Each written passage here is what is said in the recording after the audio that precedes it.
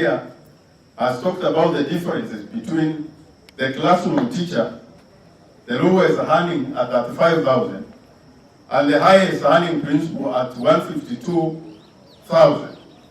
If you calculate the difference, you will find that the difference is 117,000. That difference is immoral. It's an immoral difference, and we are asking the Commission to get in the bottom of this thing to ensure that the gap between the highest earning and the lowest earning is narrowed to 25%.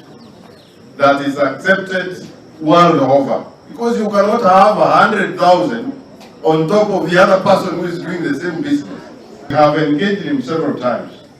So in 2021, we submitted a CBA, and we are saying that we must get an increment of between 30 and 70%. The classroom teacher was supposed to get 70% of increase, and then the highest earning will get that percent. We are taking learners out of the school, and now the principals look at you, whether he likes you or not.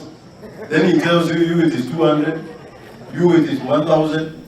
We don't want that kind of arrangement. We want standardized per diems when we are taking our learners out.